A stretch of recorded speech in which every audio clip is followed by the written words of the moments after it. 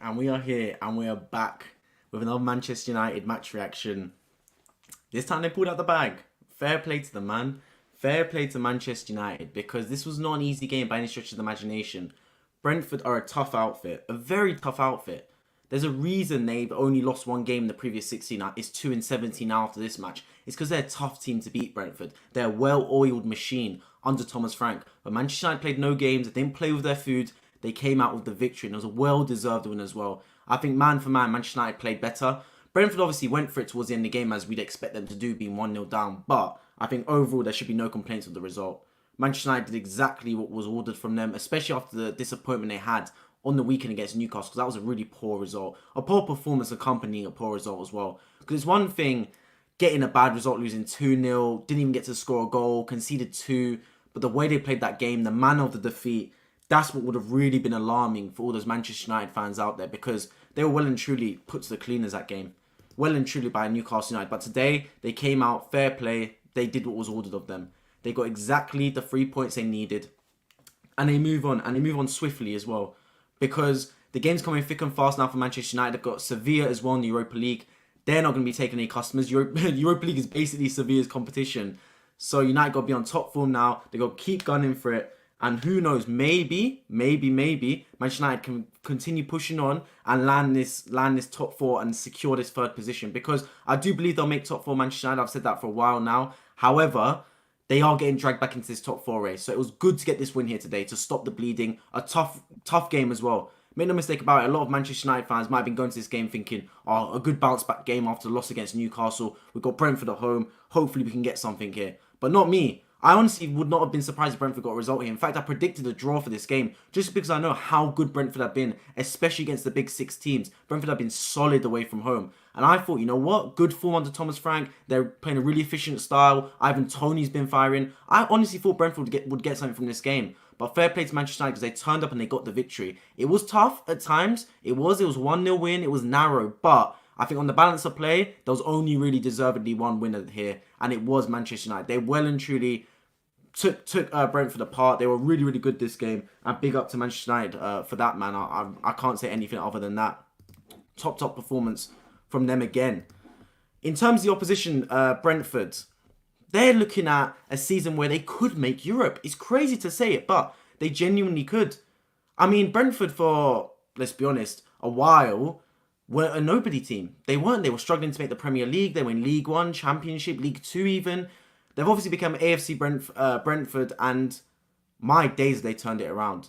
My days have they. Thomas Frank, what a manager. What a job he's done for them as well. This season, they're playing an efficient style. Very efficient football. And they can spruce it up. They can play sometimes counter-attacking football. They can sometimes play possession football. This wasn't necessarily their game, but their season won't be defined losing here at Old Trafford. It'll be disappointing for the fan base, but it's one of those things. It doesn't take away anything from the fact that this has been a brilliant season for Brentford. Absolutely amazing. The football they've played has been good. They're taking it to teams. They're beating Man City at the Etihad. They're getting a point at the Emirates. No one wants to play Brentford, to be completely honest. So I think they've got no complaints on their behalf. I think they've done really well here, Brentford. And again, very close to getting a victory here today. The comments aren't coming up on my screen for some reason. I'm not sure why, but I've got someone on the iPad next to me. Hey, I actually finished my appointment for my arm and was just able to get here. Big up yourself for making it. Hope the appointment went well. I'm not sure. You said it's for your arms. I hope it heals soon, or not too bad. Whatever's wrong with it. Declan Rice got to be out of there ASAP. Yes, West Ham losing in horrendous fashion. Horrendous fashion for West Ham to lose here today, man. 5-1 to Newcastle at home in front of your own fan base. It's absolutely crazy to lose that bad. They got to have a long, hard look at themselves, West Ham, because there's no way they should be in a relegation battle given the players they have. Like, we're talking about Declan Rice in there. You got other top players in around that football club, man. But they're being pulled into this relegation battle. And like I said a couple of days ago, a relegation battle no team wants to be in because there's no prisoners there. There's no such thing as you're too big to get relegated. It doesn't exist. Well, you think Nottingham Forest are sitting there going, oh, I know we just came to the Premier League, so we'll go back down again and let West Ham stay up. Obviously not going to say that. Leeds the same. Southampton the same. Bournemouth the same. No team wants to get relegated. So they're going to be fighting hammer and tongs. And if you're not able to compete, if you're not able to win football matches, you're going to get relegated. I don't care if you're West Ham. I don't care if you're Leicester. I don't care if you're Everton. you can get relegated. And West Ham today showed a big weakness. And if you're looking at it, if an alien came down to planet Earth, has never watched football before in their life, and looked at all of the teams down there, and they didn't know any past history, they didn't know what the players were like from previous seasons, and just straight up gave their opinion on who would get relegated, they would probably say West Ham. Because even the win against Southampton on the weekend, I know they won that game, and I credited them because it was a game they just had to win. Doesn't matter how it happened, they just had to win that football match. Today, they were poor, and they got completely took to cleans by Newcastle. And West Ham this season have been poor. The only thing that's saving them from the eyes of the pundits, from the eyes of the fans, the media, is because it's the West Ham of previous seasons. It's because it's the Declan Rice of previous seasons. But if I'm judging West Ham on this season, they have been terrible, rubbish, and arguably deserve to go down alongside David Moyes as well. The Europa Conference League is the only thing saving the man, it seems. So West Ham got to have a long, hard look at themselves to see what's going on, because right now, they're in a dogfight. They're in a big, big dogfight. And who knows what's going to happen to them, to be completely honest. I wish them the best, being a London club. And I don't have any bad feelings towards West Ham, to be completely honest. But if they do go down, I'm sorry, mate. Like, you only got yourselves to blame. You've only got yourselves to blame in the Premier League if you get relegated. That's the way it goes, to be completely honest. But back to Manchester United, because Manchester United, big up them. I don't say this often, and against Newcastle, I did grill Manchester United because I thought that was a terrible performance. Against Newcastle, they were very timid, passive, didn't really do anything whatsoever. But today, against Brentford, they came and they rolled their sleeves up and they played a good match. And I have to credit them for that, because Brentford's not an easy opponent. Brentford is a very tough game to play. It's not an easy bounce-back match. But they came and they did their business. They took care of it. They played it efficiently. The goal they got even from Rashford, it wasn't a beautiful football goal, but it was an efficient goal. Like, Sabitzer with the knockdown and Rashford just side foots it in. It's a good goal. It's not a goal where they pass Brentford out the park. And I don't think really at any point in the game they really split Brentford open with incisive passes and they had Brentford on the ropes. Not by any stretch of the imagination, but they got the job done and they played football to get the result. It was a good bounce back performance. They didn't rip through Brentford, but they were comfortable throughout and they got the result. And Brentford had a little onslaught towards the end, but that was to be expected. They were chasing the game, being 1-0 down. Wasn't anything massive, to be completely honest. Rashford is so good, and I don't blame the fans for booing the West Ham players. 5-1 is horrible for West Ham. Indeed it is, man. Absolutely horrible on their behalf to lose 5-1. I mean, I'm looking at West Ham, and I'm thinking, at home, to lose 5-1, it's got to be one of the worst results of the season at home. Because teams have lost badly, but teams have rarely got dogged at home like that. Like West Ham at home, given especially, I thought it'd be a good atmosphere in there, given what happened on the weekend, beating Southampton, their relegation rivals. To then play Newcastle, who, given I've been flying recently, especially with their win against Manchester United, I thought, okay, Newcastle, they've been good recently, but they've got a quick turnaround, just like West Ham. After beating Manchester United, they've made a few changes. Isak's out the team, Willock's out the team. How are they going to fare? But West Ham well and truly folded, man. Well and truly folded. They got back in the game to make it 2-1, but as soon as it went to 3-1, oh my days. Completely different game, and they well and truly folded. So, are they going to get relegated? To be completely honest, man, I would not be surprised if they do. I would not be surprised if they do. Because West Ham right now, they don't have anything about them. I've been saying about how these relegation teams have an edge to them. Teams that fight relegation, they have a little bit of a nasty side to them maybe. Or a little bit of like they make the home ground the fortress. We saw Everton against Tottenham. As soon as they went down to 10 men and went down to 1-0, there's no way Everton should have got anything from that football match. That game should have been over. But the fan base, suddenly they had something to resent. They resented the referee, they resented Harry Kane, and they all came together in their unison and helped push Everton over the line. They brought it back to 10 men apiece, with Lucas Moura having a horror challenge, and then Michael Keane scored a brilliant goal, and they got a point from that game. A point that Everton, after going 1 man down and after going 1-0 down, should never have got. I can't see West Ham replicating that. They haven't got an edge. They haven't got a fortress at the London Stadium. They haven't got some type of mentality to them. And to be honest, they're an easy team to play. They really are. The way I would look at it as to what team's going to get relegated, I'd ask myself, I'm an Arsenal fan, yeah? Who would I want to play out those relegation teams? I would not want to go Goodison Park. I don't mind going to the London Stadium. I don't really mind going West Ham Stadium, to be completely honest. That's not a good sign. If you're a relegated team, your away form's one thing. But at home, you have to make that a fortress. You have to. That's your best chance of staying alive in this Premier League. You have to make the home form, you have to make the home ground a fortress. And West Ham have not made their home ground a fortress. And they're gonna leak goals at home, and that's gonna cost them if they get relegated. It's their home form. Because if you get relegated, it's rarely your away form that costs you. Because away games are one of those things. It's the home games. When you've got your home crowd behind you, when it's your dressing room, when it's your pitch, your atmosphere, if you lose those games and lose in the fashion West Ham lose today, they've only got themselves to blame if they get relegated. So that's poor from them. Let's move back on to Man United, because I've spoken a lot about West Ham now. Manchester United. Big up yourselves, man. It's a good bounce back. Weghorst out the team, and it was the right decision. I've got a lot of credit to Weghorst, because he's come in, he knows himself he's not quite good enough to lead Manchester United. He knows it, we all know it, but he's done his job. He's given me Olivier Giroud vibes in the way where he's just gone about his business and done his job for Manchester United. But he came out the team now, he didn't make a fuss about it, wasn't really a locker room menace. Rashford came through the middle, Sancho came on, and Manchester United got the business done. For me, I was surprised. If Weghorst came out the team, I would have assumed Martial would have started up front and Rashford would have gone on the right. But that's the way, and it worked out. Sancho, I don't think, had a really influential game, to be completely honest. But he's in and out of the team. I can't really expect him to play brilliantly when he's not playing week in, week out. Not able to get my cast on yet. Need one more week so I can get my cast on. Big up yourself, man. I hope it goes well. Hope the recovery goes well. Liking the French top, of course, man. Kylian Mbappe, my boy.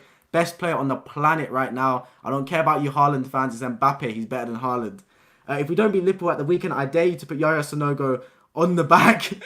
Oh, Yaya Sanogo. Remember that guy, man? What a dead baller Yaya Sanogo was. Oh, my days. I'd never want to see that guy around the Emirates again, man. He cost me my weekends watching Yaya Sanogo play football.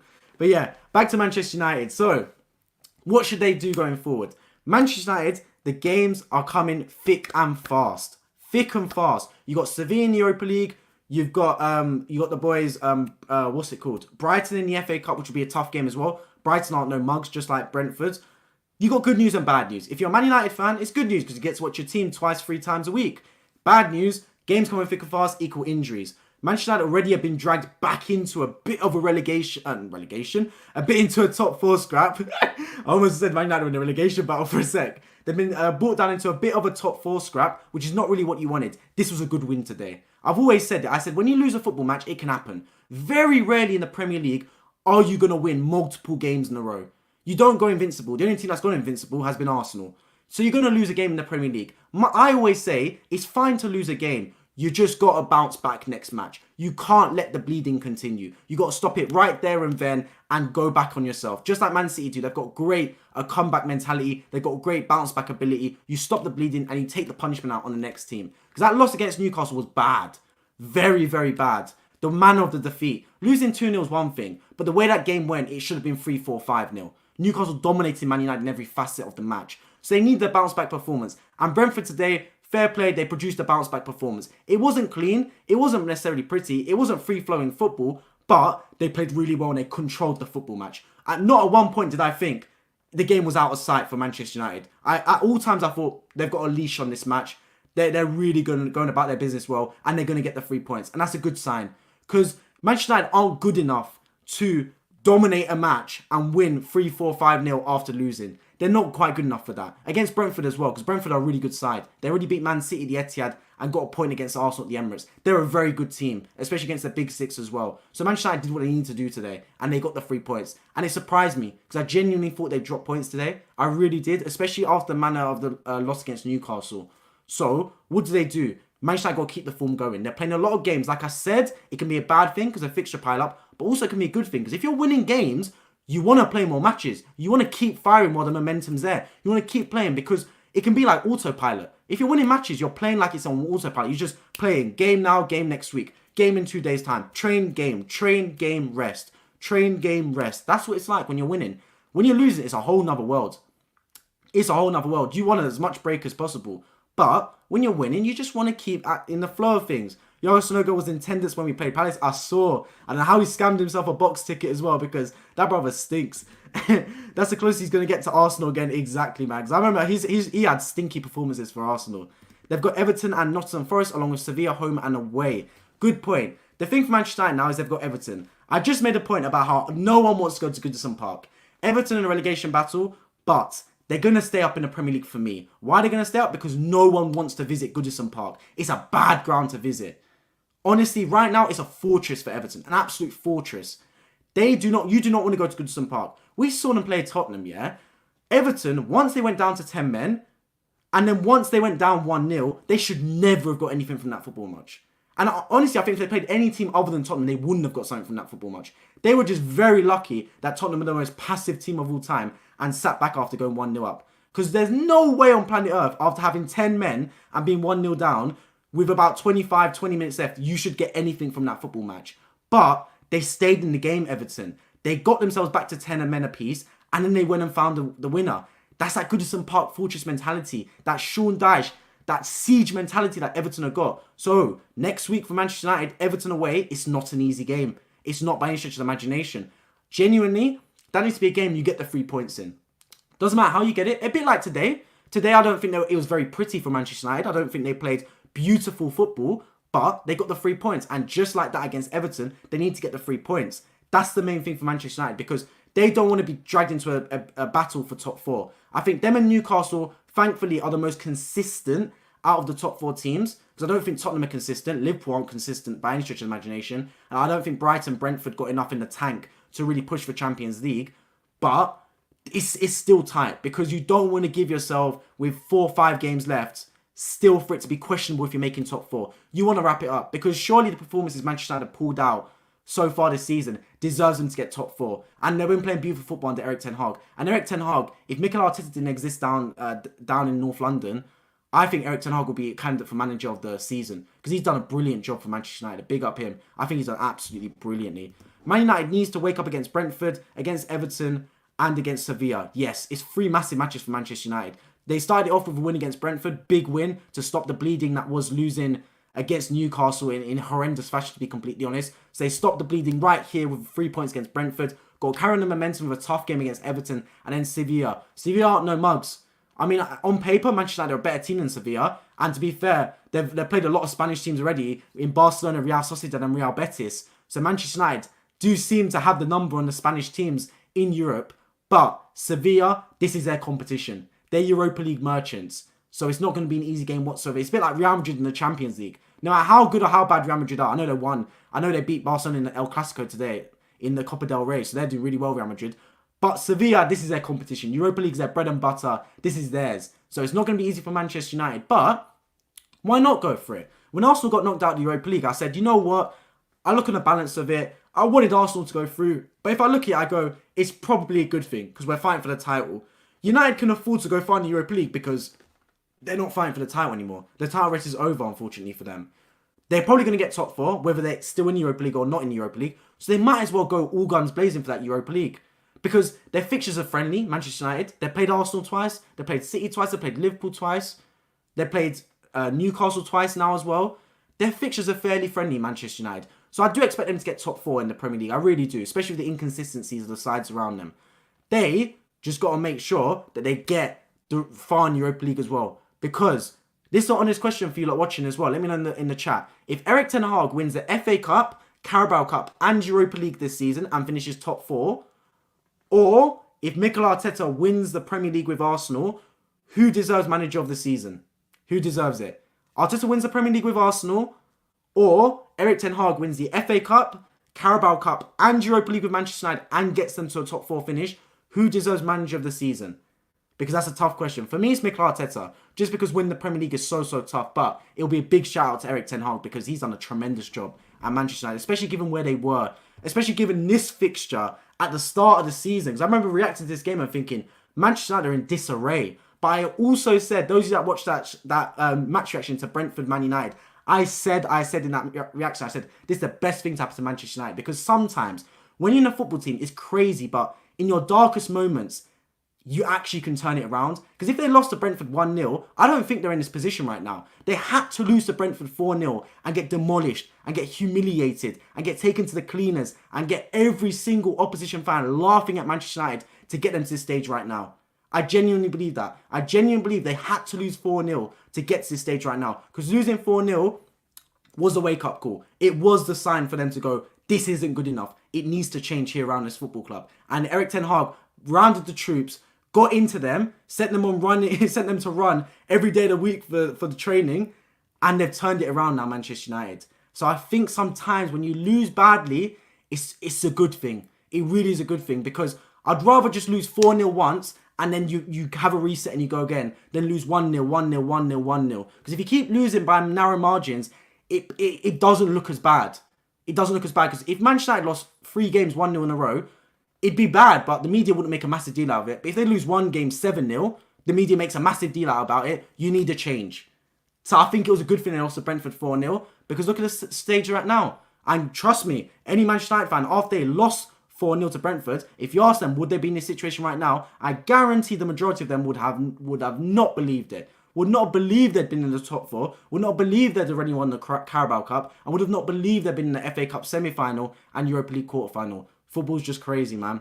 I think the big 6 sides, Chelsea are the only team to win at Goodison Park, and that happened on opening day. Exactly. I know Man City have still got to go there. I know Liverpool drew there. I know Arsenal, of course, lost there. Tottenham, of course, drew there as well. Manchester United. Oh, is the Man United game at Old Trafford? Oh, okay. I thought it was at Goodison Park. My bad. So Man United play Everton at Old Trafford. Okay, so I think they'll be all right then. If it is at Old Trafford. If it's Manchester United versus Everton at Old Trafford, I think Man United win that game. I think they win that game comfortable as well, to be completely honest.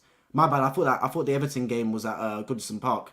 So yeah, I think at Old Trafford United will have enough. If it was a Goodison Park, I'd give it to Everton. I think Everton got a good shout of getting at least a point in that game. But I think at Old Trafford, I think United will walk Everton, because they haven't really got much of an away from Everton, to be completely honest.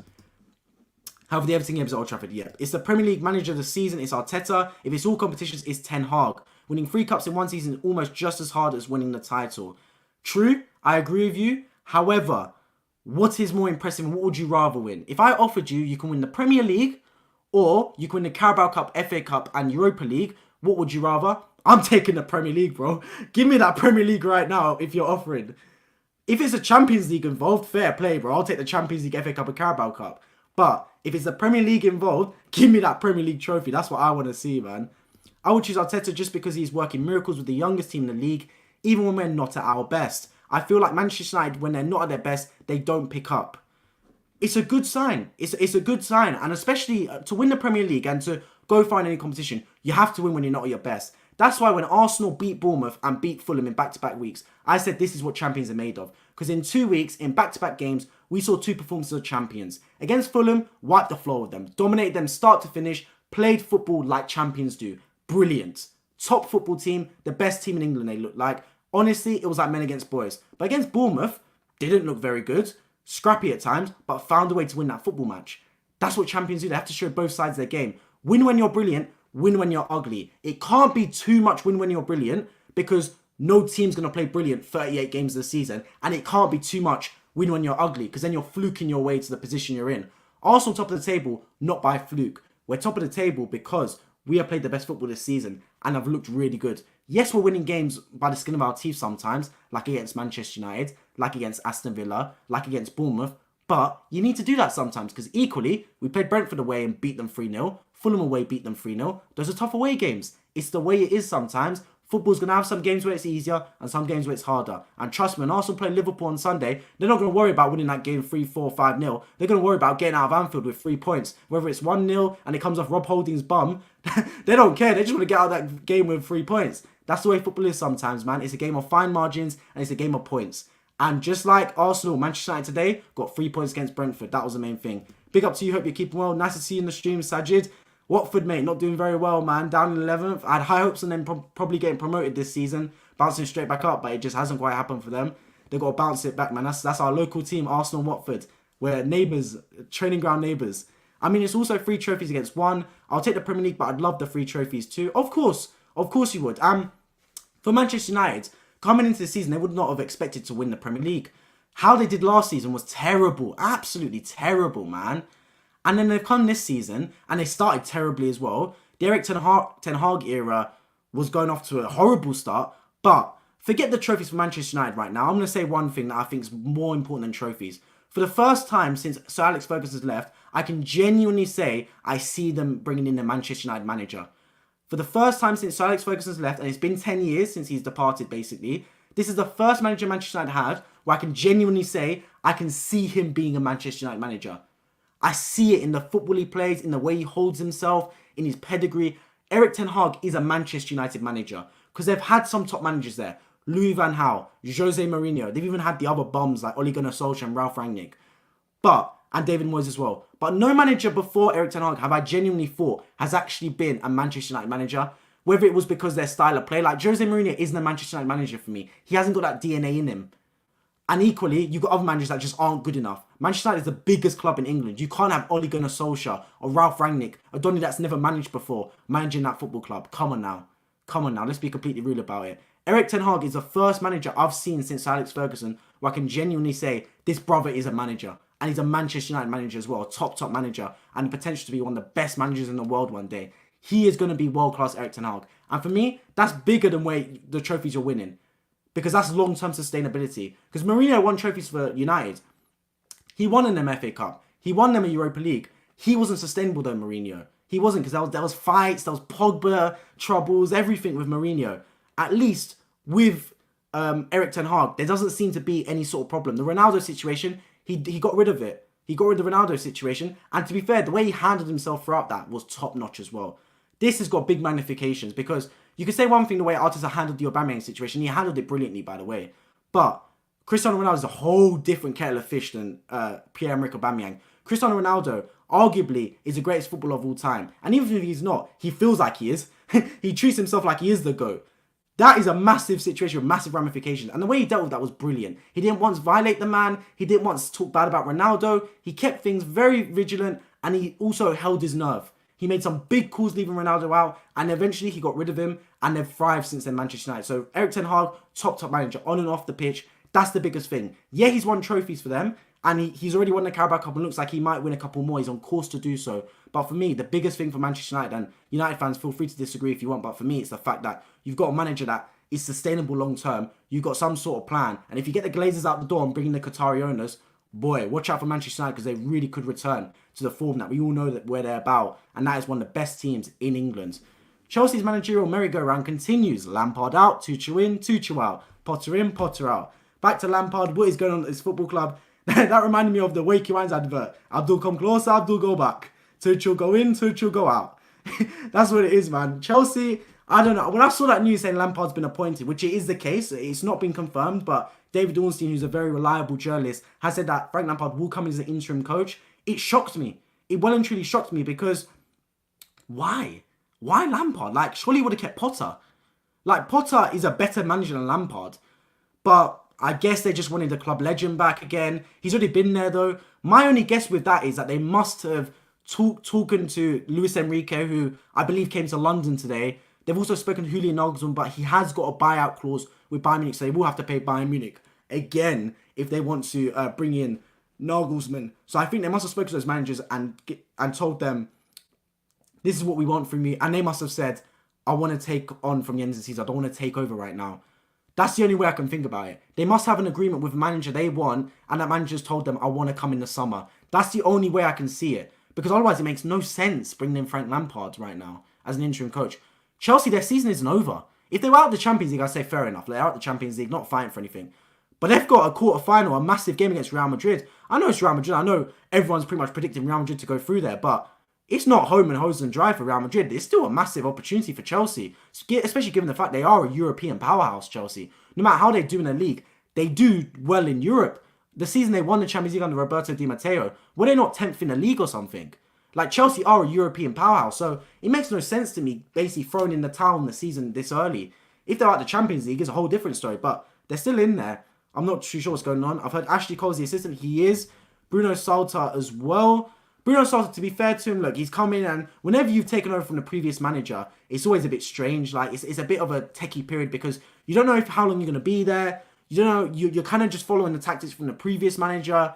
So, yeah, big up to him, man. He did what he did. Yesterday, I thought Chelsea played really well against Liverpool. I already reacted to that game on this channel as well. Feel free to check that out after this one. I thought they played really well, Chelsea. Just in the boxes, they struggled. Between the boxes, the middle third of the pitch, they were solid. Kante was playing well. Enzo Fernandez was playing well. It's just whenever the ball went near the box, they struggled. And that's been Chelsea's problem this season because even the games they've lost against Aston Villa, for example, they dominated that game. They dominated the game well and truly. They had the more chances. It's just, defending and going forward, they're not ruthless enough in front of goal and they're too timid in defence. And it's a dead combo to have. It's a very bad combo if you can't score goals and you can't defend. Because it's one thing being brilliant in the middle of the park, but if the ball gets in the danger areas and you're not dealing with them, it's a problem. And that's Chelsea's story this season. Lampard is a joke, club legend of Chelsea. He's a big legend of Chelsea Football Club. However, he's already been the manager there. I think the fact he's an interim manager means that the Chelsea fans won't get on his back as much, because when he was there under his reign, Lampard in his first season did very well when they had a transfer ban. Very, very well. But as soon as they had the transfer ban lifted, they had a bit more pressure under him. He had to sign some players, bring in some egos. He struggled. And that's the same with Graham Potter, because people underestimate how difficult it is to manage people.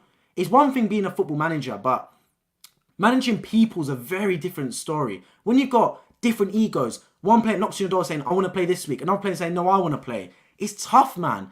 You need a manager that's got experience and got a pedigree. It is harsh, but sometimes you need a manager that's won things. An Ancelotti, a Luis Enrique, to just step in the door and say, Mudryk, I hear you want to play. Sterling, I hear you want to play. I'm the boss. Look at my resume. Look at the Champions League. Look at the La Ligas I've won.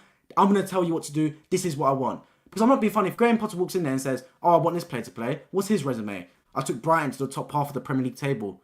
Big whoop.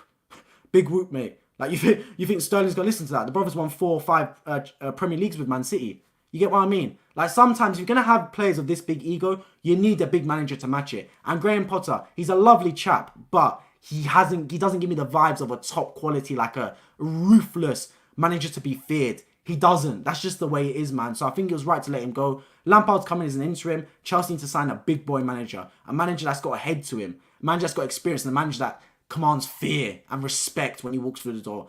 That's why Luis Enrique would be a top idea for Chelsea. He wants to come to the Premier League as well. Let's see, man. Hasn't he gone? I'm thinking talking about Bruno Salta there. He was manager against Liverpool. He was indeed. And he's still there. I think he will remain as part of the coaching staff. I'd expect Bruno Salta to do so. I think what happened was that they want to appease the fan base by bringing back a legend. Exactly. Basically exactly my point. And they won't get on his back because they understand it's an interim manager. It's not a permanent role for Frank Lampard. Are they just planning on securing mid-table or what? Well, what have Chelsea got to fight for in the Premier League? Nothing, really. They're not going to get relegated. Do they want to make Europe? If it's not the Champions League and it's not the Europa League, they probably don't want to. And I don't see them making either of those competitions right now, even if they do pull out some form. So the best they could make is Europa Conference League. And honestly, I think Chelsea would rather not be in any competition than Europa Conference League. So it's probably the good decision. But they're in the Champions League, so I didn't get it on that behalf. If they were just in the Premier League, I'd say fair enough. It is what it is, man. You're just in the Premier League.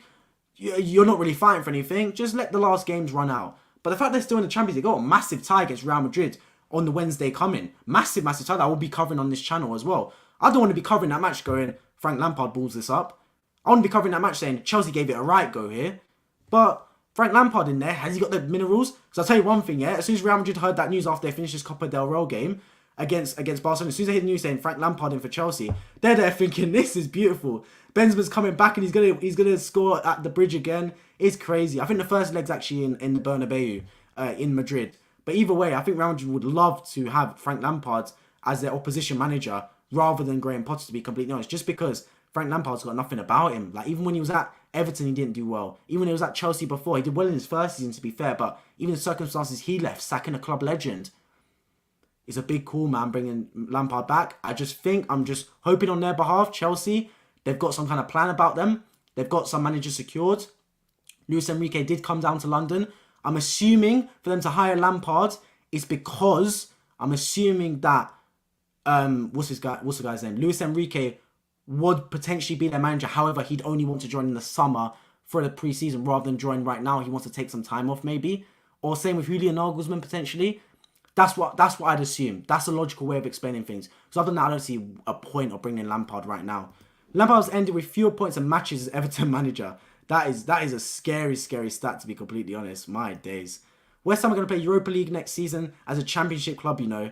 Potentially. They've got the Europa League Conference lifeline. That is what's keeping David Moyes in the job, I'm convinced. I'm convinced the only reason David Moyes is still at this job is because he's got Europa Conference League where they play Larnaca on the beaches. That's the only thing saving him right now, because West Ham are terrible. They're terrible. Like I said earlier in the stream, if an alien came down to planet Earth and he's never watched Premier League football before and he doesn't know what any player's done, like he doesn't know that Declan Rice was brilliant and was world class this season gone by and just judged every team right here and now, he would say West Ham deserves to get relegated. the alien would say West Ham need to go down. The only reason people are not tipping West Ham to go down is because of their previous success and because of what the previous players have done in seasons gone by. Because Declan Rice was brilliant last season. Because Declan Rice starts for England in the World Cup. But really, if you look at it, West Ham are terrible. Like, your home form is a big indicator of whether you're going to survive or not. And to lose 5-1 at home in the run-in with about 8, 9, 10 games left the Premier League season is a bad look. A very bad look. Because other teams will look at that and go, West Ham can't defend at home. West Ham can't get results at home. West Ham get dominated at home. That's a bad look. Really, you want to be like Everton. Everton stink away from home, to be completely honest. But at least at home, they've got something about them. No team wants to go to Goodison Park. Every team wants to go to the London Stadium right now. Arsenal go there next week after we play Liverpool. I'm not really fearing that game. I mean, famous last words potentially, but I'm not going to that West Ham game particularly worried right now, to be honest. I think it's one of the better games to play. West Ham don't really beat you physically wise like they have done in previous seasons. They're technically not great. Their players lack confidence. They're feeble at the back. They haven't really got a good system under David Moyes. I'm looking forward to when Arsenal play West Ham in a couple of weeks' time. That's not a good sign. Because honestly, I'd rather go West Ham than I would go to the City ground. I'd rather go West Ham than Goodison Park, etc. You want to have a tough home ground, but they haven't right now. The other thing is, Potter is not a winner mentality-wise. If you're a player that wants to win, why would you listen to a loser? Exactly my point. He hasn't got the pedigree, and also he's a lovely chap. But you're right, he's not a winner, man. Sometimes when you're looking up to someone in any position, football's one thing, but in any job in life, when someone's your leader, you need to really believe that leader's words. You need to believe everything that guy says or that woman says. You need to look up at that person and go, I will put my body on the line for you. And the players didn't put their body on the line for Potter. And it's peak, but why would they? Like, if we really crunch the numbers right now and really think logically, if you were a player and Graham Potter told you what to do, genuinely, you would go along with it because he's the manager. But do you genuinely believe this brother can lead you to Premier League and Champions League success? Genuinely. I don't want to bait him out. I don't want to be harsh, but if you're a player right now and you've got Graham Potter as your manager, do you genuinely believe what he's saying is going to bring you Champions League success? You don't, because the guy's never done it before. He's never taken Brighton to Europe, let alone take Chelsea to the Champions League winners to the final. He hasn't. Conversely, if Luis Enrique steps in the door and says, right, Mudryk, I want you to do this. Right, Sterling, do this. Right, Fofana, do this. They're going to go, yes, boss. Because what's Luis Enrique got on his resume? Champions League with Barcelona. What's he got on his resume? La Liga with Barcelona. He can sit there and say, you don't want to do it. Well, I've won the Champions League. This is how you do it. This is my blueprint. Go ahead. Potter hasn't got that blueprint. And you don't believe what the guy says. Like, it's harsh because everyone has to make it at some point. Because players can't keep saying that because otherwise he's never going to get a run. He's never going to get a good job because he's never won anything. But you got to look at it and get to a point where you say, we're Chelsea Football Club. We can't be handing out work experience. We can't be handing out internships. We're Chelsea Football Club. We got to get the top managers in the door like we've been doing every season we've been here, to be completely honest. We haven't got time to start bringing in some manager for their internship, for their big break. Come on now. You need a top manager in the door, and Luis Enrique is a top manager. And that's who Chelsea needs to target. Luis Enrique or Mauricio Pochettino. For me, Luis Enrique, just because he's got more to his resume. Pochettino is a bit of a good style, no trophies manager, to be completely honest. I think Luis Enrique's got to be the man for Chelsea. They still haven't managed to reach the 40 point tally yet. It's crazy. It's crazy. And as you said the other day at RD12, if Chelsea win every game of the season from now till the end, and Arsenal lose every game of the season from now till the end, Chelsea still can't finish above us. Meaning with 9-10 games left, Chelsea cannot win the Premier League, even if they win every game and every other team loses every game. It's crazy. And they've got negative goal difference. It's one thing being on the points you are. You've got a negative goal difference after 30 games. 3-0 matches have been played and you've got a negative goal difference. That is criminal. That is criminal for a club of Chelsea. That is absolutely criminal to have a negative goal difference at this stage of the season, man. Terrible from them, man. So you never know, yeah. If we win the league this season, I don't think players like Nelson or ESR will be handed the Premier League medal because they haven't made more than 5 appearances. For me, that's a bad look. I think the Premier League should do it how NBA and NFL does it, which means if you're in the squad, you get a medal. You don't have to make 5 appearances or some joke thing like that. If you're part of the squad, you get a medal. That's how I think it should be. That's the fair way to do it, man. Because if you're one of those players and you don't get a medal, that's crazy, man. That's crazy. I think that's a bad look from the Premier League. For me, if you're in the squad, you get a medal. It doesn't matter if you made 1 minute appearance off the bench or if you played every single minute. You get a medal if you win the league because you're part of that squad. You're around the training ground every day. You go to the match day squad. You deserve a medal, in my opinion. But that's the way it goes sometimes, man. That being said, though, I do think ESR will leave at the end of the season because he's not getting any game time whatsoever. A lot of Arsenal fans were like, I can't wait for ESR to get back. The brother doesn't feature. I wasn't surprised, to be honest, because I saw the writing on the wall. Not one point did you hear me say, oh, I can't wait for ESR to get back. Because although I think Emile Smith-Rowe is a brilliant player and he showed it last season, he's not an Arteta player for this year. And I don't want to be harsh about Emile Smith-Rowe right now because he's still a young boy, he's got a lot of potential. But a lot of people saying, oh, he was our top goal scorer last season until he got injured. Yes, but where was that team finishing? In the top 4. From last season to this season, Arsenal made a tremendous jump. And Emile Smith-Rowe has not been part of that jump. So I don't want to be harsh right now, but Emile Smith-Rowe is not good enough to be in an Arsenal title-winning team. And he has to go because he's equally, he won't want to sit on the bench. He won't want to. He doesn't suit Arteta's style. Arteta likes touchline wingers, like Mudryk, for example. He wants a winger that's going to be touch tight. Emile Smith-Rowe is like a BTEC Grealish. He's like a winger that's going to like drift inside, you know what I mean? Like, go into the half space. It's not Arteta's type of player, so I wouldn't be surprised if ESR leaves at the end of the season. I wish him the best. He's just not an Arsenal type player. I just want a lot of money for him.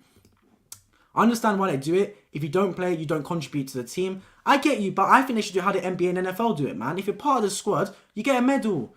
Because now, if Arsenal are trying to go for the league, Arteta might have in his mind, I might want to give these players a run around. And then, say the league's wrapped up with 5 games left, hypothetically, when Arsenal go to play the teams that are left, they're going to be playing their youth team just so those players get a medal. Then how's that fair for the Premier League?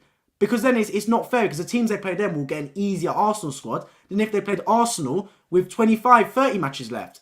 So I think that's wrong from the Premier League. It's really wrong on that behalf. I think if you're in the squad, I think every Premier League team should name a 26-man squad. So you can't have any youth players just hack their way to get a medal. You name a 26-man squad, and if you win the Premier League, all 26 players get a medal. That's how I believe it should be done. Feel free to disagree, but that's my opinion. Because otherwise, you're going to start shoehorning some youth players or some other players that haven't featured a lot into the team at the end of the season so they get a medal. And really, that's unfair because then when you play Arsenal in the 38th game of the season and they've got a Okonkwo in goal, they've got Smith-Rowe left wing, Saka, Ødegaard are nowhere to be seen, you're thinking, bloody hell, man, we cashed in right now.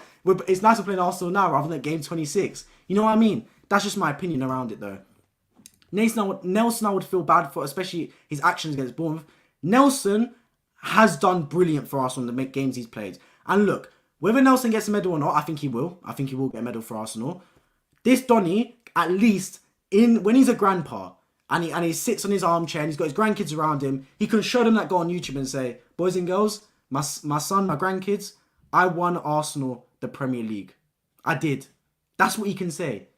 So whether whether Nelson gets a medal or not, he can show his grandkids and say, I done this, man. I won Arsenal the Premier League with this goal against Bournemouth. And what a goal it was as well, man. I went absolutely crazy when that happened. A loan might do ESR good. It might, but at the same time, like, even if he goes to a loan and comes back, do you still see him being potentially like a player for Arsenal to start? Because he's not a young boy anymore. Like, he's actually like a really experienced player now, Smith-Rowe.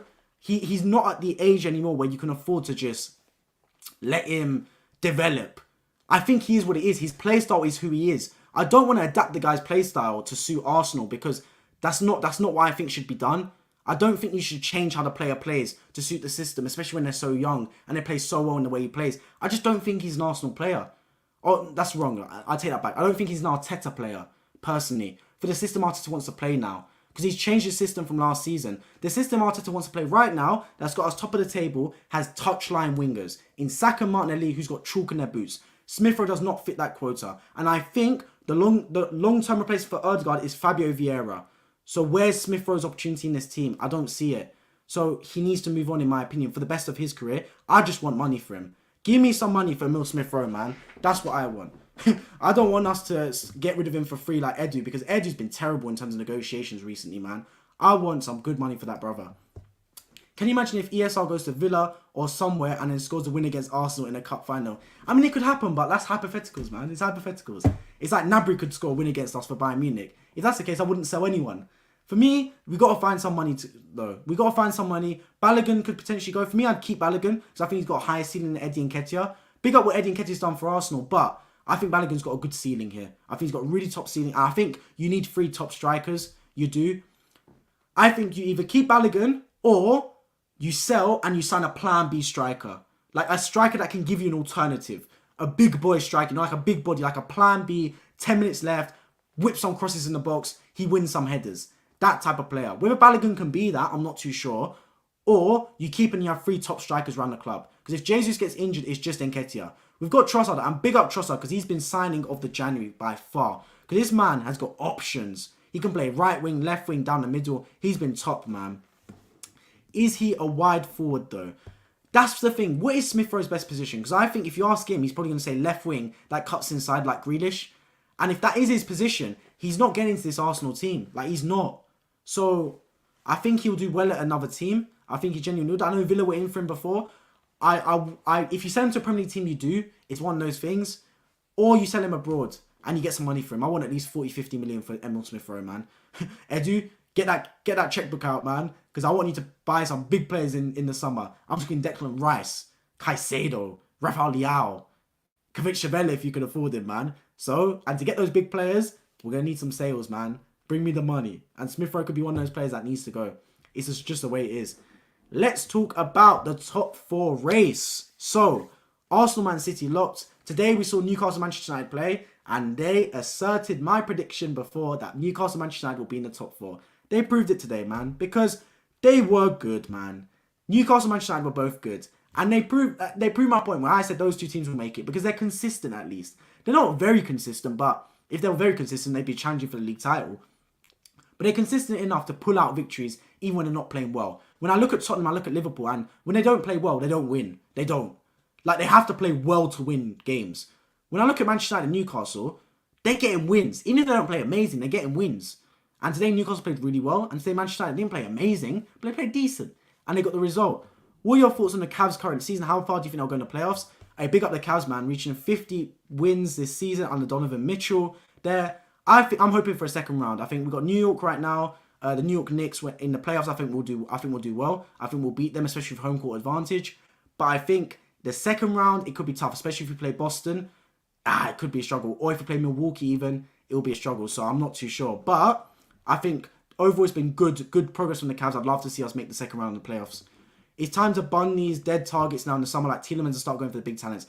Thank you, RD12. You've hit the nail on the head right now. Exactly what I've been saying, man. Exactly what I've been saying. Bar for bar. Stop with these project players now. We've done it. We've gone through that process. We've signed the Ben Whites. We've signed the Ramsdales. We've signed the players that are not world class. And everyone's gone, oh, it's a bit of a risk. Now we're top of the table. Now we might win the Premier League. Now players should be begging to join us. We're going to be in Champions League football next season. I don't want us to start thinking, ooh, let's sign these project players. This is a good player, young player. No one's looking for him. It could be a brilliant return on investment. Brother, come on now, man. Like, there's no need to shop around Costco or Lidl anymore. We can shop around the big boy stores. We can shop around the Waitrose and the M&S's. We don't need to get our groceries from these Lidls and Aldis anymore, man. We've leveled up now. Kvitschavella from Napoli. Look at him. Whether he goes or not, I'm not too sure. But look at that brother, because he's top. Rafael Leao, look at him. Jude Bellingham, look at him. Declan Rice, inquire. Inquire about these top talents because we're good enough, man. And if we want to stay at the top of our game, which we are right now, this summer's very important. Very, very important. Big up True Gunner as well, man. Let me know also your top targets for Arsenal this summer. Who would you like to see us sign?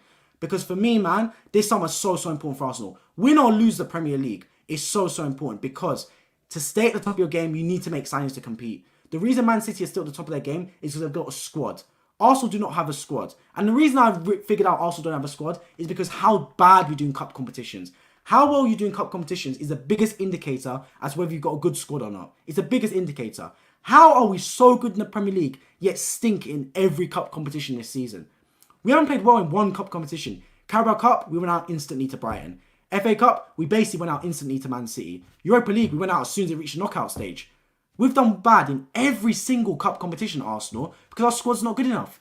You know if you've got a good squad if you can go far in cup competitions. We can't. And not only do we go out of the cup competitions, our performances stink as well. Like the drop-off is vast from the Premier League performances to the cup competitions. So we need a squad now. The problem is, can Arteta deal with egos? That's the thing we've got to see about Arteta. That's the final test for me with this brother. Can he deal with egos? Because Aubameyang was an ego and he just got him out the door. Yes, it's a good thing getting him out, but the unfortunate fact is a lot of the top players, unless they're young and you get very lucky with players like Saka that are just brilliant boys with their heads screwed on properly, A lot of the top players have an ego. They do. It's just the way it is, man. Because it's probably where they get to their positions because of the ego they have. So the thing is, man, can Arteta deal with those big egos? Because we need to sign those top players, man. We do. We need to have multiple players in multiple positions, and we need to strike fear in the opponent with some top talents.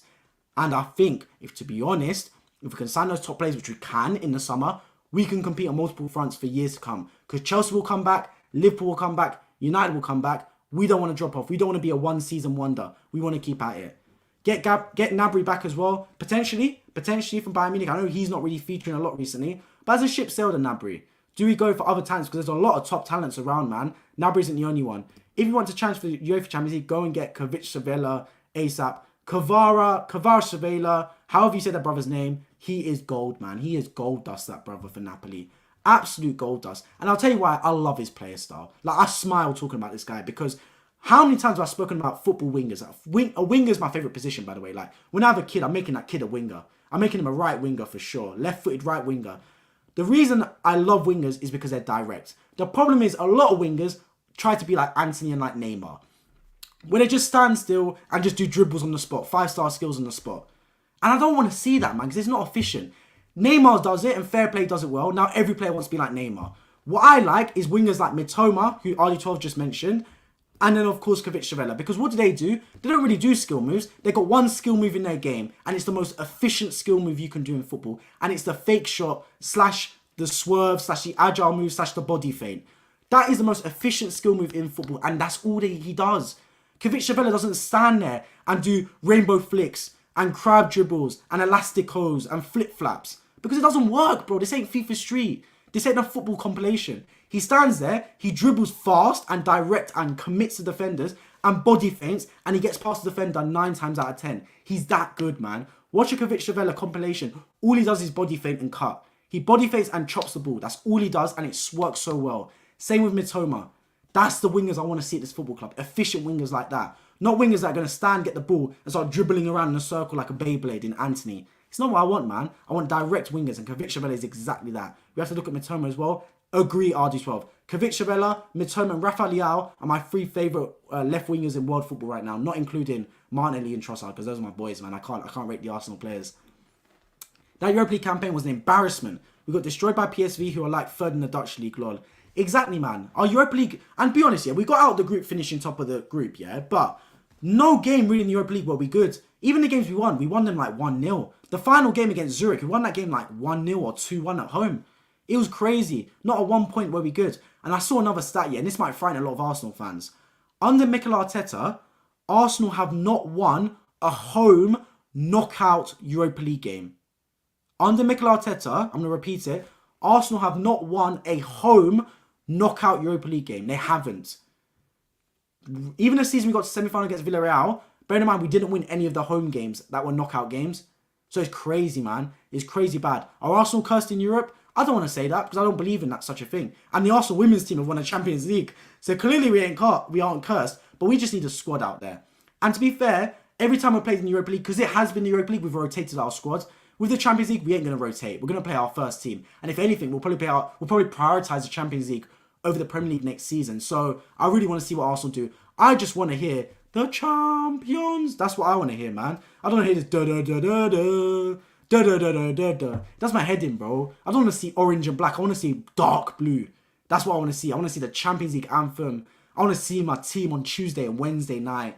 I want to see the top class pundits commentating. Not these B-Tech pundits, man. That's what I want to see, to be completely honest. No, I thought I'd be growing up listening to the freaking Europa League anthem. Not gonna lie, I thought I'd be growing up listening to the Europa League. Yeah, bro. Well, I mean, when I was younger, Arsenal were always in the Champions League. Always, man. But then we got to Europa League. And to be fair, my uncle, he called it perfectly. The season we went to the Europa League, I was like, it's annoying, but we're going to bounce back. And he said to me, he goes, when you drop down to Europa League, it's very tough to get back to the Champions League again. Very tough. So you have to bounce back that season. Because if you make it 2 seasons in Europa League, it will become 5 or 6. And he said that. And I didn't really believe him at the time, but I see why. Because once you miss out on that Champions League revenue, it has knock-on effects. So if you miss out on the Champions League, you have to bounce back the next season and make it. By hook or by crook, whether it's winning the Europa League or making it through the top 4. Because if you miss out on Champions League in back-to-back seasons, it's a very bad look, man. Very, very bad look indeed. Name 3 players that we should build this team around. Brilliant question. For me, the spine is the most important part of the team, yeah? And for me, Arsenal's spine is young and it's good. Ramsdale in goal, good keeper. Centre-back Saliba and Gabriel, good centre-backs. Partey, brilliant CDM, but he is a bit old, so we do need to replace him, and he's not reliable enough. The brother's always injured. I think he's played 1 game out of 6 against Man City, potentially. And the 1 game he did play, it was his best game for Arsenal, potentially, when we lost 2-1 and Rodri scored last second. So we need a more reliable CDM. Ødegaard at Cam, brilliant. And then our striker Jesus, brilliant as well. So the span of our team's solid. For me, the 3 players that we build around is Ødegaard, Saka, and Saliba. Those are the 3 players, man, for me. Because those are young, up and coming. I'll also go and get Kim Min-jae from Napoli as a good defender for our squad depth. He's been brilliant for Napoli this season. Absolutely brilliant. And I do think we need a defender. Genuinely, I think we need another defender because Saliba's out, yeah? And big up Holding because he's played well against Crystal Palace and Leeds. But let's be completely honest right now, yeah? Are you confident with Rob Holding going to Anfield? I don't care how Liverpool are playing. Rob Holding at any big 6 away ground gives me nightmares. I'm thinking, oh my God, I'm just hoping and praying that the news that Saliba's out is false news. I'm hoping. I know Trugan, you dropped the video saying that Saliba's going to miss the Anfield clash. I'm just hoping and praying, bro, that he's back in time. I'm just hoping and praying because I do not want to see it, man. I do not want to see Holding again at Anfield. We need some more reliable centre-backs. Because even Kivior, he's only had 1 game, so I'm not going to dig him out. But is he reliable? Let's be completely real about it. Did we not beat Benfica 3-2 in Europa? I think that was away from home, actually. That was away from home. So, there we go. That was a different venue. Olympiacos, wasn't it? Even Olympiacos as well. I think we... Well, first of all, we lost to Olympiacos. I remember that season, El Arabi. That gave me nightmares. And then I believe the other time we beat them away and we drew at home or something. C1 says, yeah, we should have won it under Unai, man. We should have, man. Big up Unai Emery, by the way, though, because what he's done at Aston Villa has been top-notch. And I think Unai Emery, a little bit like Brendan Rodgers, did the right thing. Those of you that are old enough, I say old enough, it wasn't that long ago. Brendan Rodgers came this close to winning the Premier League with Liverpool. This close with Luis Suarez in 2014. And he didn't win it. Man City won the Premier League. Everyone remembers the infamous Slippy G when he slipped over and Demba Ba went through and scored. When Brendan Rodgers lost the league title, the season after he got sacked, and he could have walked into any job in Europe. He could have, because he was this close to winning the Premier League with a Liverpool squad that did not deserve to win that Premier League in terms of on paper. Deserved it in terms of their performances and their hearts and their character. But on paper, that squad was not good enough to win the Premier League. He went Celtic, and he built his confidence back a little bit. He did. He built his confidence back. Then he went to Leicester and did a fine job. He won them the FA Cup, their first trophy, as well as the Premier League, their first FA Cup, I think, ever. And he did a really good job at Leicester. He's got sacked now, unfortunately, but he did a really good job. Unai Emery came to Arsenal from PSG, and he had the weight on his shoulders. First manager after Arsene Wenger, and it didn't quite work out. He lost the dressing room. The media was really unfair on him, saying it's good evening and stuff like that. And after he left the Arsenal job, after he got sacked, he went to go back to his roots, went back to Spain, managed Sevilla, and now he's walked back to Aston Villa, had another go at the Premier League. He took a couple years out, and now he's thriving under Aston Villa. Aston Villa up to 7th in the table. So big up Unai Emery for that, man, because it takes a lot of balls to do that. It takes a lot of balls when you get sacked by a big club. You walk away, you rebuild your confidence back in the league, back at where you call home. Brendan Rodgers went back to Scotland, Unai Emery went back to Spain, and you rebuild your confidence again, and you go again, man. You go again at a new club, and you have a new opportunity, and he's thriving now under Aston Villa, and he's done really well, so big up him for that. That back three, Socrates, Monreal, and Koscielny playing that final.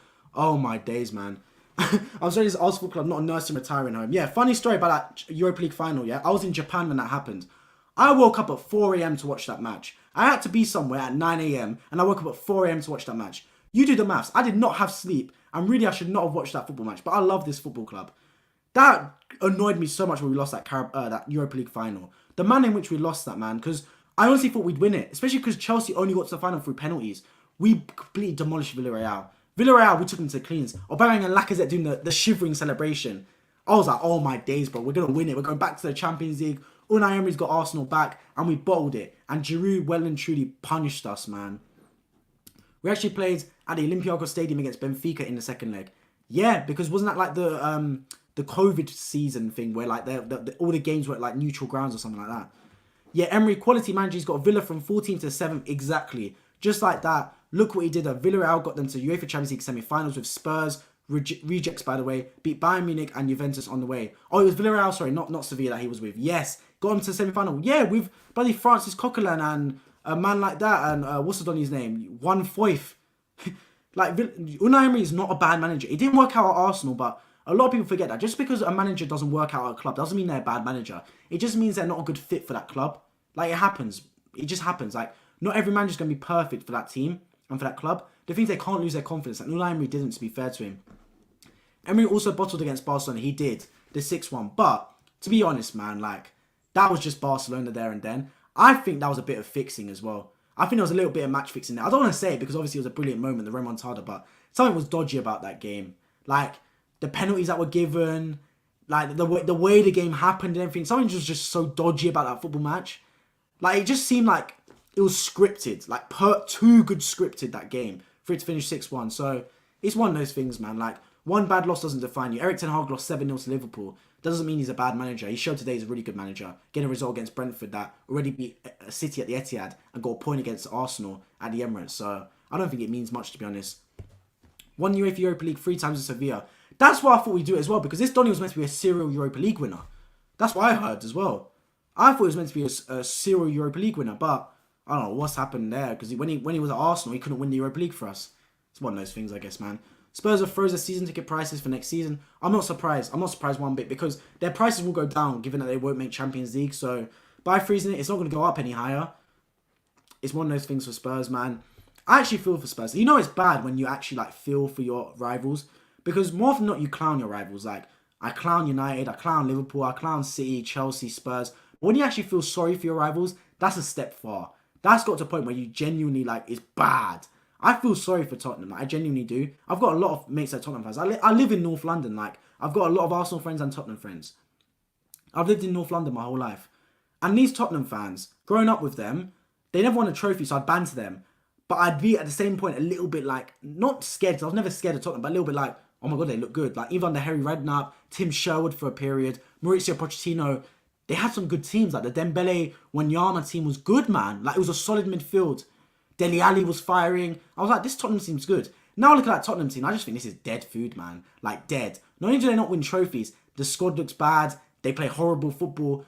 I would struggle to watch Tottenham play 90 minutes. I do because I love football. And I do it obviously so I can do match reactions for you guys. But I genuinely struggle to watch Tottenham play football. I do. Like, I'm sitting there thinking, what am I watching? Why as a fan would I pay to watch this team play?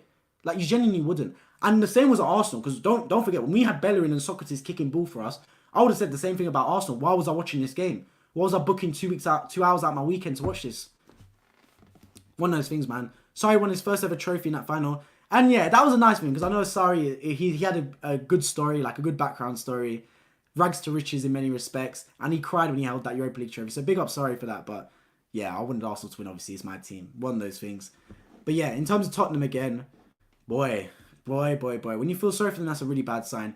Tottenham needs to go back to their basics, in my opinion. And look, I'm an Arsenal fan, not a Tottenham fan. So a lot of Tottenham fans that would be hearing this would be going, what do you know? You don't support us. You're our rival. But sometimes you need a rival to talk because I'm saying this from a non-biased standpoint. When I give football opinion, I always give a non-biased opinion. I very rarely, unless I'll tell you guys up front if I'm being biased, but very rarely I give biased opinions. I want to be as unbiased as possible. Tottenham Hotspur need to go back to their roots, back to the DNA of the football club, which is playing good football, playing exciting football, front foot football. Under Pochettino, they had that.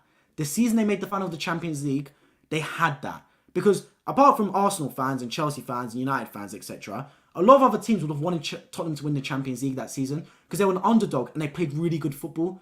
Like, they genuinely did. Like, they didn't have any superstars apart from Harry Kane, etc., but they were playing good football. Like, they were exciting to watch. When they knocked Man City out, it was like, oh my God, they've knocked Man City out. Who won the favourites? And they did it in devastating fashion. Llorente last second. So they need to go back to their roots, to be honest. And they need to, and it starts with the manager because the board ain't going to change. And I think people over hype the board anyway. Like, let's be real. Arsenal still got Kroenke in the job, and we're now fighting for top of the table. So the board ain't going to do everything. The board ain't kicking the ball and ain't firing the players. The board ain't telling the players this is what you do and setting up the team sheet. So at one point, you got to look at the manager. And for me, you look at the manager. For Tottenham, Julian Nagelsmann, he's a good project manager. Pochettino, I love what Pochettino did at Tottenham from a non-biased standpoint. But don't go back to Pochettino at Tottenham. Don't. Because don't go back, man. Don't go back on your word. You sack the guy. It is what it is. There's other project managers available. Pochettino isn't the only manager available. I know he knows Tottenham, but why are you looking for some kind of stability right now? If you're Tottenham, you rip it all up and you start again for me. You rip it all up and you start from the bottom and build up again. Don't worry about bringing back Pochettino because he's got some familiarity with the club and he'll keep the ship afloat. Let the ship sink. Let the ship sink like the Titanic and build it back up again, man, if you're Tottenham Hotspur. That's what I would say. So bring in a fresh new manager, fresh new ideas, that's not afraid to fire some people, get some people out the door and build it up again from zero. That's what I would say if I'm Tottenham. That's what I would say. Don't bring back Pochettino who knows the club. Bring back someone that doesn't know the club. Bring back someone that's going to bring a complete fresh ideas. Bring back someone who's going to be a bit unique, a bit naive maybe, a bit innocent. And is going to say, I want to change everything about this football club. I want a new system. I want a new formation. I want a new training ground. I want a new diet. I want everything. Because that's what I'm going to do. I want to change this club. Because if you've got deep-rooted problems like Tottenham do, not winning a trophy in God knows how long, 2008 Carabao Cup the last time I believe, you need a big reset. It's not a little change, you need a big change. And to get a big change, you need a big change from upstairs. And the manager can be exactly that. Even if we would have won Europa League under Unai, with that squad at the time, we would have got battered.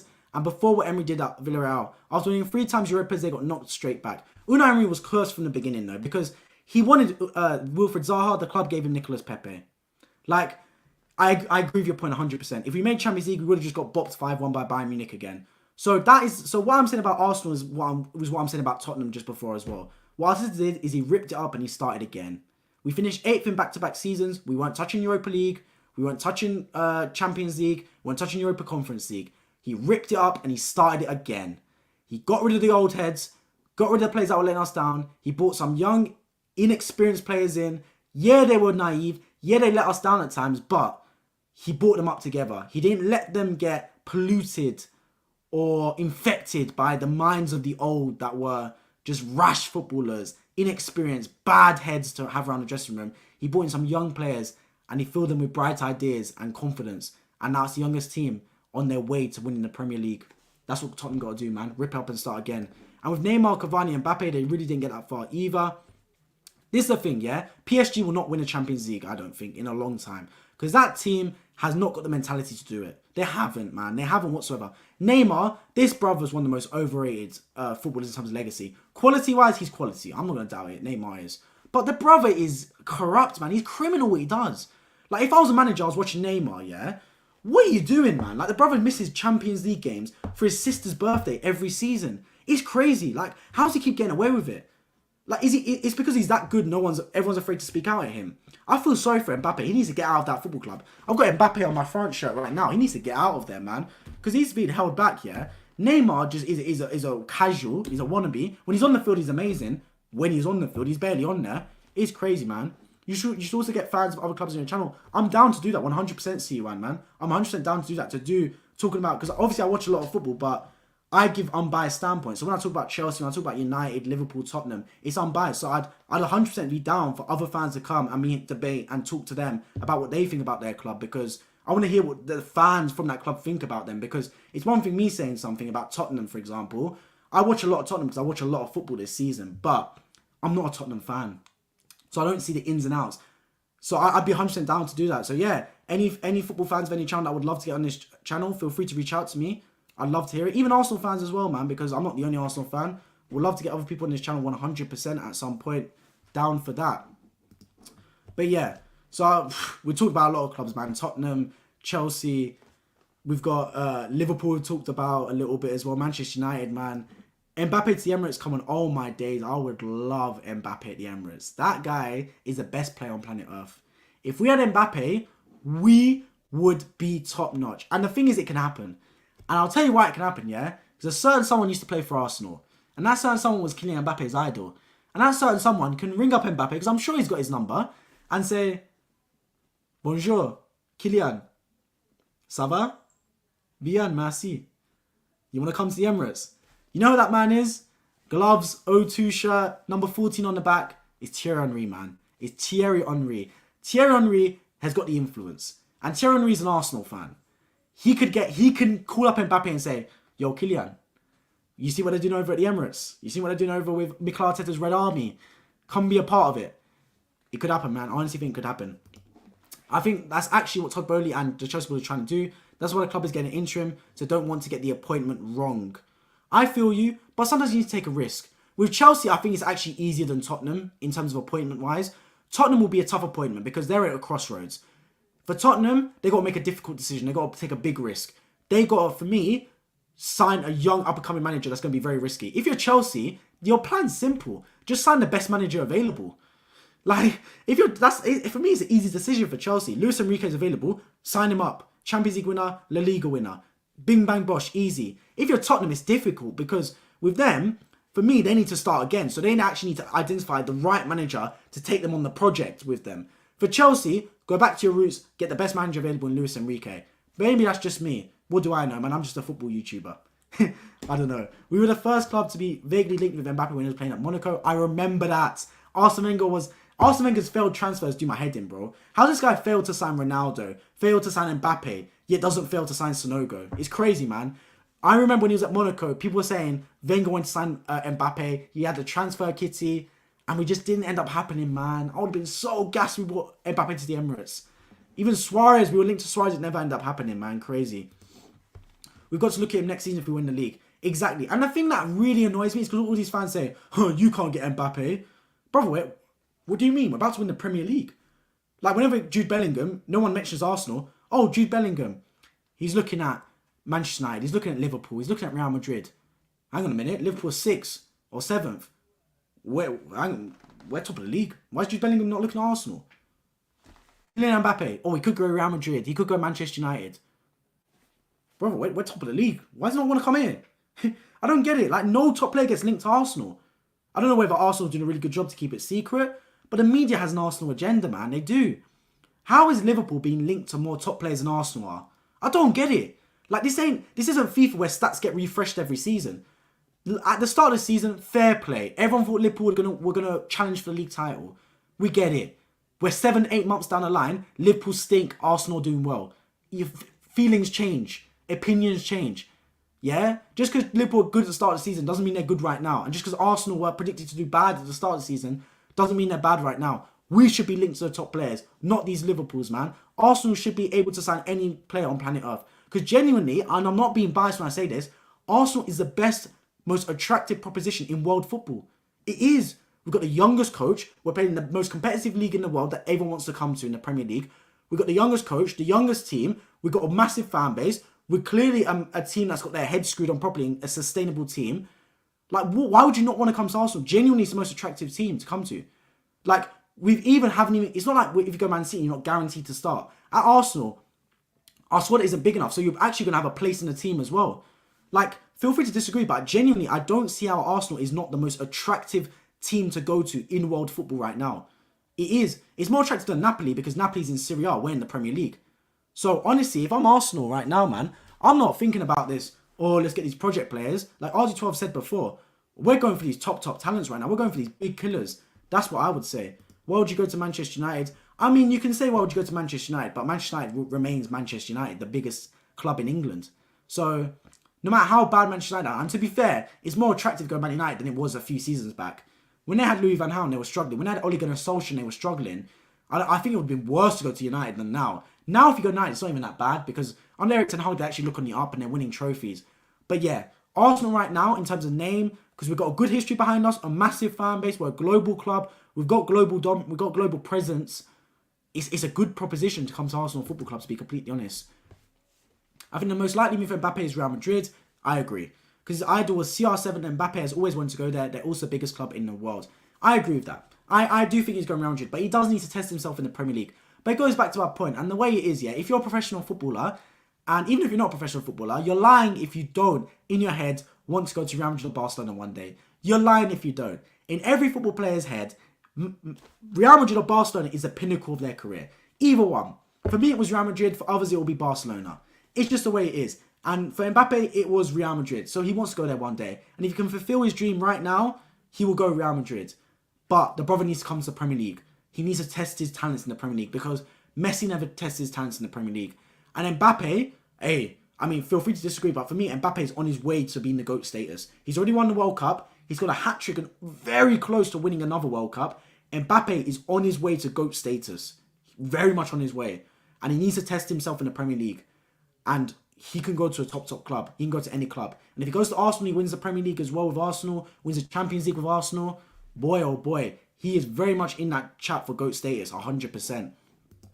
Benzema transfer daily, remember that? Of course I do, man. Higuain transfer daily, Benzema transfer daily. Arsenal linked to anyone and everyone. Big up Benzema though, because I believe he scored a hat-trick today for Real Madrid, or at least he scored 2 goals. Definitely did well. And I think Real Madrid actually got through as well in the Copa del Rey, so big up him for that, man. Massive from him. But yeah, back to Manchester United.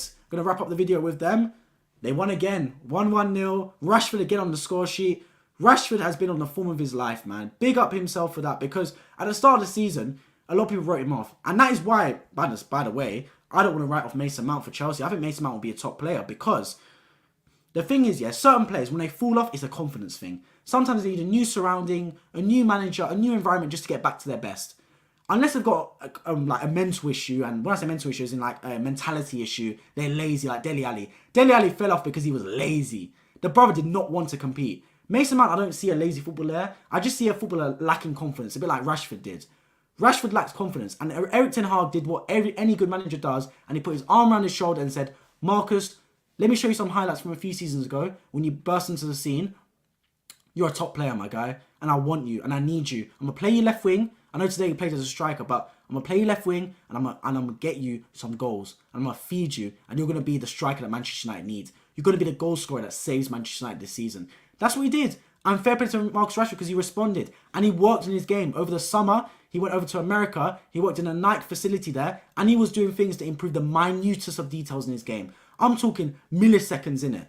But it's enough, because football's a game of margins. So Rashford's done that, and he's really helped Manchester United now as they go forward. And for me, I think they're getting top 4 easy.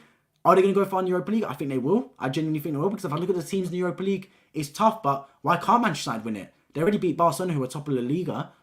Why can't they win it, man? They're in really good form right now, Manchester United, doing really, really well. I honestly think El Clasico is the most attractive place to go.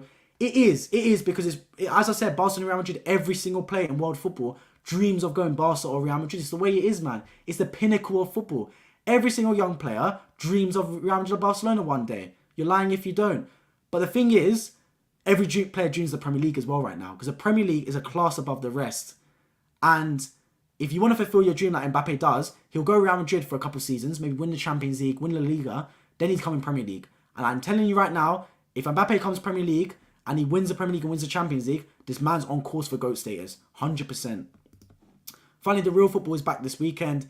It is indeed, man. Football's coming thick and fast. Champions League as well the week after. I'll be streaming on this page, Champions League. I can't lie to you lot, yeah? The streamings come thick and fast as well, man. I've streamed a lot. Given all the matches that are taking place this weekend as well, I'll be there. United, Everton, I'll be there. City against Southampton, I'll be there. Arsenal, Liverpool, of course, I'll be there as well, man. I'll be there for all the big fixtures and the Champions League next week as well. I will be there no matter what. The football is back, baby, and I love it. Rashford has won 3 Player of the Months. By comparison, Saka, who's been seen as the best right winger in the world, and I do agree 100%, has only won 1, I'm pretty sure. Player of the Month. The Player of the Month thing, though, it's a bit bogus, I can't lie. Like, it's one of those things. For me, it's like Ballon d'Or. Ballon d'Or is the biggest joke man competition on this planet Earth. I'm telling you right now, yeah? Feel free to disagree. The Ballon d'Or is the biggest joke man competition. It's like the Club World Cup. They just give it to the Donny that's won the most trophies as like an add-on trophy. Do you remember the season Jorginho came 2nd or 3rd? He only came 2nd or 3rd because Chelsea won the Champions League and Italy won the Euros. Do you think Jorginho is the 2nd or 3rd best player in world football? Genuinely. No, he's not. Messi's going to win the Ballon d'Or this season. Why? Because Argentina won the World Cup. Like, that's how it's going to work. Messi's not been the best player in the world this season, but Argentina won the World Cup, so Messi's winning Ballon d'Or. And it's April, and I'm telling you that for a fact. It's just the way it is, man. It's the way football is. I don't like this Ballon d'Or thing. Player of the month just like that. A player could score 4 goals in 3 games in that month, and bang, he's one Player of the Month. And Rashford done that, yet form. Saka's been consistently good. And the reason I like Saka as well is because he's been good for a while now. He hasn't just had a purple patch. He's done well in multiple games. He's carried us in certain matches. Against Everton, he got the opening goal on which we led on to win 4-0. Against Aston Villa, brilliant goal to get us back in the game. Saka's been playing well game after game, man. And he's been doing well consistently. And I think that's far more important. Because you can just have a flash in the pan, have brilliant months, and you'll win it. But if you're on form consistently, you'll do really well. Between Saka and Rashford, I do think it's a really a toss-up.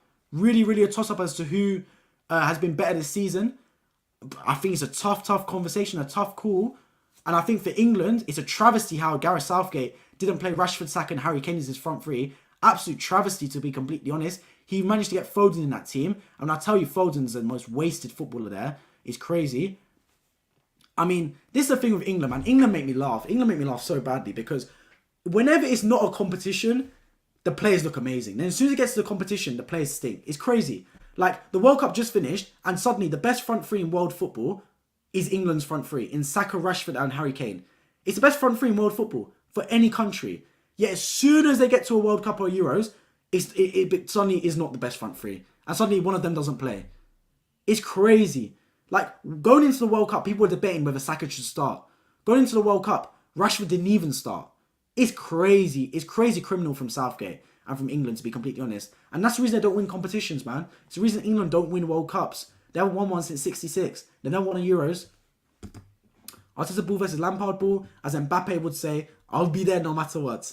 I will be there no matter what. Seeing Mbappe in the Premier League, I can't wait. And it will happen one day. I'd love him to come to Arsenal, my club. But to be fair, if he goes anywhere, I'd be happy to just see him, to be completely honest. Those of you that may or may not know, my favourite ever Premier League footballer is Luis Suarez. When he was at Liverpool, I loved him to bits. I was praying every day he came to Arsenal. Didn't end up happening. I love that guy, man. Luis Suarez was a baller at Liverpool. And I was just happy to watch him. Now, that season when Liverpool almost won the league, I watched every Arsenal game and every Liverpool game. Genuinely. Every Arsenal game and every Liverpool game. That's the only season where I've watched every single game, even the 3 p.m. games that weren't on TV, for both teams. Because normally, I watch every game for Arsenal. That's just given. And I watch every game basically that's on TV. Every single game that's on Sky Sports, BT Sport, I'll watch it. Even if it's West Ham, Southampton, I'll watch that game. I like football. But that season, I watched every Liverpool game. I just love watching Suarez, man. He was so good. Mbappe would be that for me. If Mbappe signs for Chelsea, he signs for United, he signs for Liverpool, Man City, I'd still watch it, man. Because it's Mbappe, bro. That guy is just so fun to watch. Even when Saka doesn't have better games than usually does, he still managed to pick up goals and assists. He contributes. And he finds ways to contribute. And that's the main thing as a footballer, man. Find ways to impact the game. If I look at wingers, and attacking players, if you can find a way to impact the match, even if you're not getting goals and assists, that's important. Saka's finding ways to impact the match with goals and assists. It's crazy, man. He's so good. Like, because he hasn't moved for 60, 70 million or something, maybe he doesn't get the plaudits he deserves. And he's so underrated. Like, there's still players like Phil Foden who apparently are better than him. Give it a rest, man. I've said it for a while now. Bukayo Saka is the best young player at England alongside Jude Bellingham. Jude Bellingham and Bukayo Saka are levels above the rest. Levels above, man. Complete levels above. Then you've got Foden, Mason Mount, etc. They can be in their own list. But for me, it's Bukayo Saka and Jude Bellingham as the best young players at England. The best under 21, under 22 players. So good. I want the England women's team manager to manage the men's team. Yeah, potentially. I would love Arsene Wenger to manage England, to be completely honest. I'd love if Wenger goes there. Whether he would, I'm not too sure, but I think he'd do really well there. A manager that's got a pedigree, manager that's got respect. I think Wenger will do a good job at England. I'd love to see that.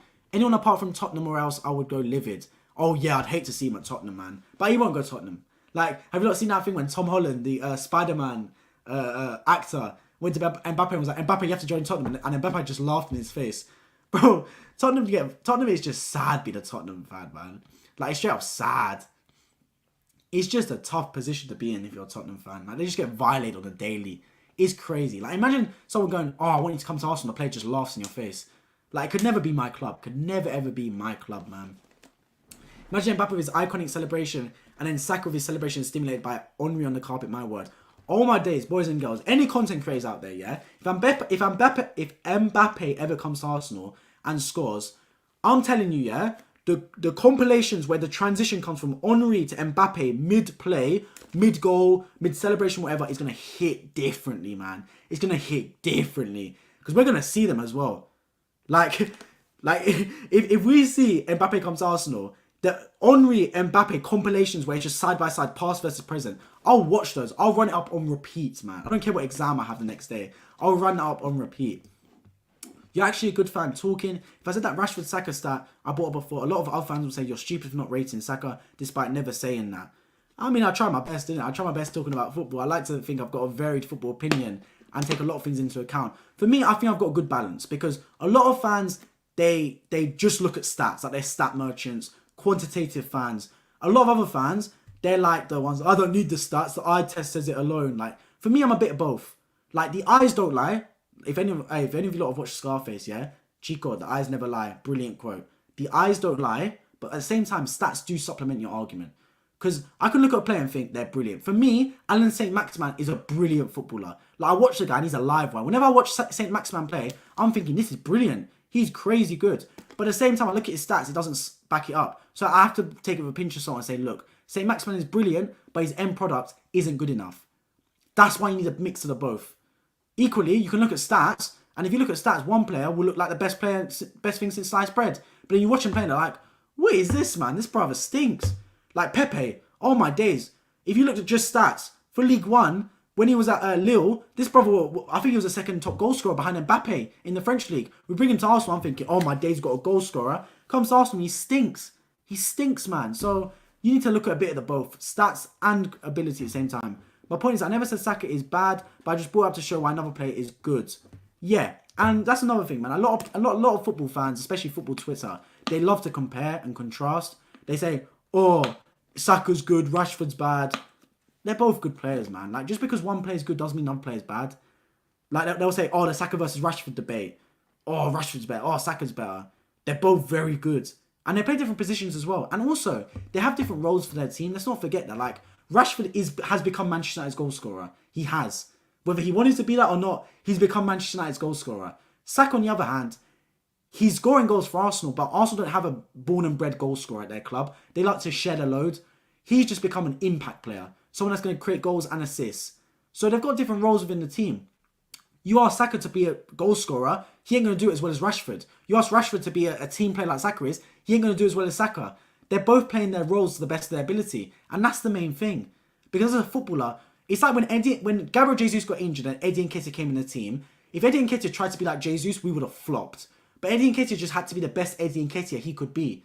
Rashford's becoming the best Rashford he can be. And Saka's being the best Saka he can be. They're not trying to play another man's game. And that's what the top footballers do, man. They don't try and mould their game off another player. They don't try to be someone they're not. They just play to the best of their ability and play the game that is required for them. But then other people will read that thinking that I said Saka is bad.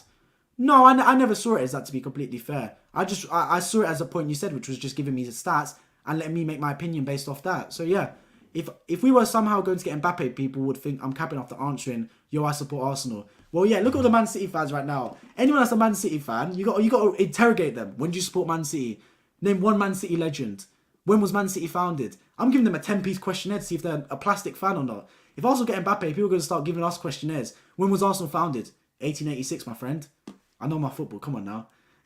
So yeah, let them do it, man. Let them do it. The thing is with Arsenal, we're a historic club. Like, we're the third biggest club in England. So no matter whether you supported Arsenal in 2012, 2011, 2021, or 1966, like, you're going to have fans of all ages for Arsenal. It got to a point now, I can't lie, where when Arsenal playing so bad, I was starting to think the amount of Arsenal fans could actually dramatically decrease for future generations. Because you can say you support your dad's team or whatever. A lot of people do that. They support the team their parents supported.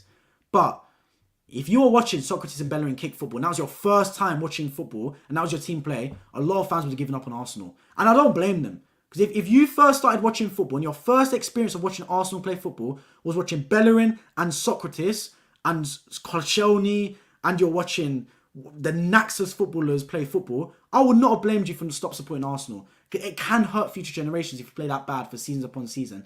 Now it's a contrast, because if your first impression of watching Arsenal is watching Saka, Martinelli, Trossard, Gabriel Jesus, Ødegaard, you're sitting there thinking, oh my days, I've hit the lottery. I've signed up for a beautiful run of football, man. I've hit the lottery with the team I support. So it's just the way it is sometimes, man. I'm going to start to wrap this stream up because it is reaching 1.5 hours of streaming. It's been a brilliant stream, to be completely honest. Despite being a Chelsea FC fan, I know so much about the history of this sport. Yeah, I mean, that's the main thing, man. I think also, like, a lot of people do take the mick a little bit, saying, oh, you're not a hardcore fan, this, that.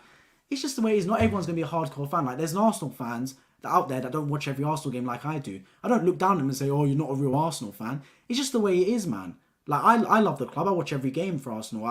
I now turn my hobby into a passion and turn my passion into a hobby and start streaming about it as well. But equally, there's some people that don't. That's just the way it is, man.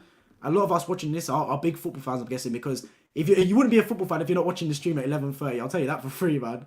Any club, big ones at least, probably know a lot about trophies too. Yeah, exactly. But I'm going to wrap up this stream now. Been a brilliant stream. Thank you everyone for tuning in and checking it out. Manchester United beat Brentford 1-0. Newcastle United beat West Ham United 5-1. It was a brilliant day of sport in the Premier League. My next stream, I'll leave the stream schedule in my community tab for the week coming up. It's going to be Man United versus Everton on Saturday 12:30. There'll be a stream straight after that game at 2:30. And Southampton versus Man City, the game's at 5:30. There'll be a stream at 7:30 straight after that game as well. And there will be a stream for the Liverpool versus Arsenal match at 6:30 as well. So make sure you stay tuned for that one, because I'm definitely going to be streaming after those games. Potentially as well the Leeds Crystal Palace game, maybe. Maybe if I watch it was a really good game, I'll stream that as well. But those will be the games I'm definitely streaming. Make sure you subscribe if you're new around here. I appreciate you all checking in for this stream.